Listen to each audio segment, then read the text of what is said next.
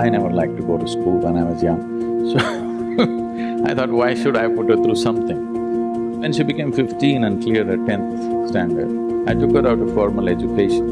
And then she said, "You're teaching everybody so many things, you're not teaching me anything." I said, "This is all you need to know."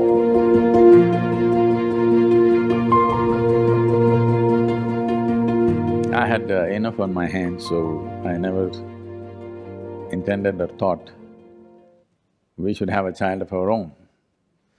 But my wife said at least one. I said, okay, one, only one.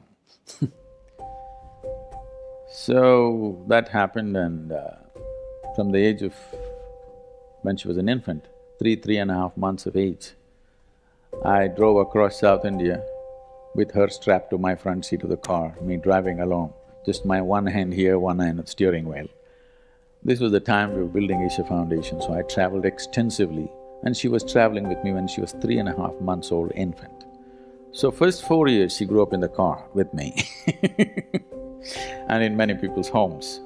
So she met thousands of people and she learned how to become a part of any home, anywhere, whether it's the most affluent home in the world or, a tribal home where just about anywhere I stayed, I made sure that she was exposed to everything. I didn't want her to develop prejudices or privileges of, choices of where to be and where not to be.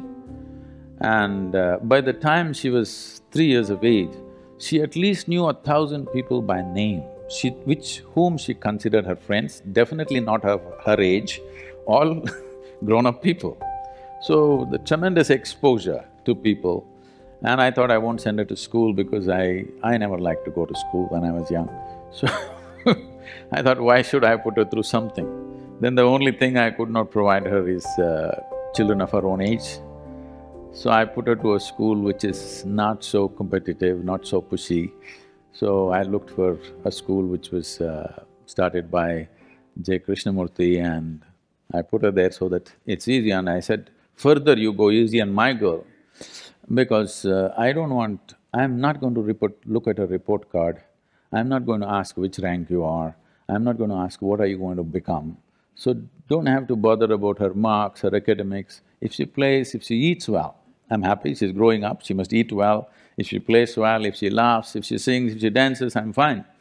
I'm not concerned about this because when I was in school, every test, I was very consistent. I always got 6 zeros because I never wrote a word on any page. If they insisted, I wrote my name, otherwise I wouldn't write. When the final exam came, I only worked for 35 and I always got 35, 36, I just calculated. I've never sat in an examination hall beyond 30 minutes. First bell, I'm always out. And I just calculated for what it takes to move on with my friends to the next class, and that's all I did. Why I'm saying this is, this whole thing I used to watch as a child. When the report card came every month, some children are crying in the classroom because they've got not the marks that their tiger parents want, and some are strutting around because they are first or second or whatever. Whenever the teacher gave me the card, this report thing, I just took it and gave it to my father. I never ever opened and saw, because I thought this is a transaction between the teacher and my father. I don't want to intrude and see what is going on there. So I particularly requested the principal of the school, don't worry about my girl's education, I just want her to be with children of her age group. She eats well, just make sure she eats well, that's my only concern. She eats well, she's playing, she's laughing, she's jumping and dancing, I'm fine with this. So when she became 15 and cleared her 10th standard, I took her out of formal education, and because it was her mother's dream and the girl also was very interested, I put her into dancing and she went into Bharatanatyam, and now she's one of the upcoming artists in the country. So I never treated her as a child, first thing. From the age of 2, from the time she started speaking, I always treated her as an equal, as an adult. I put whatever we're building a foundation, it's run by volunteers. Volunteers means we're doing variety of work. we're running businesses, we're running major projects and activity across the globe. None of them, except a few who teach, none of them are trained for their job, okay? Because I can't wait and pick somebody from IIT or IIM or something.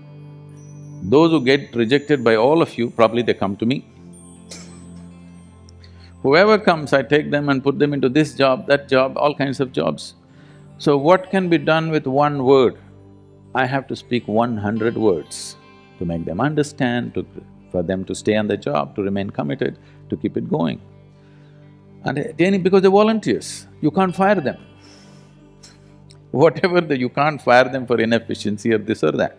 So whatever problems in the organization, in the management, in individual people's problems, adult problems, all kinds, I always, once in a way, I gave her one of the problem and said, what is it?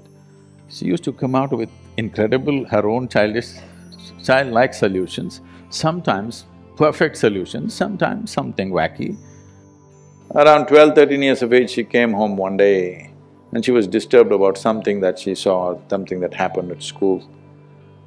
And then she said, you're teaching everybody so many things, you're not teaching me anything. I said, see, I am not known to teach anything unsolicited. Here you have come, now sit down. Said, this is all you need to know, you never look up to anybody. Eyebrows rising, that what about you? I said, especially me, because the value of who I am is only if you see me the way I am.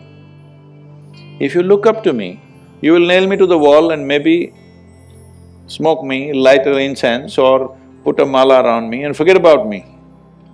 This is not going to change your life in any way. You must just see me the way I am.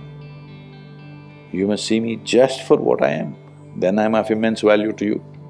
But if you look up to me, you will miss it. So never look up to anybody, never look down on anybody.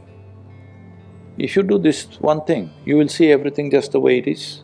Only if you see things the way they are, you can navigate effortlessly, isn't it so? This is so with life also. Only if you see everything just the way it is, you can navigate through life effortlessly. This is all the ability you need to give to your child. So I always treat it as an adult, never trying to place myself above her. This is the fundamental management I did, that she need not look up to anybody nor look down to anybody. Just look at level, at everything the way it is. Just learning to see life just the way it is. Looking up is a lie, looking down is a lie. Looking up is coming from a certain prejudice, looking down is coming from a certain prejudice. Being able to treat every life, everything, whatever it is, this is our culture, I want you to understand.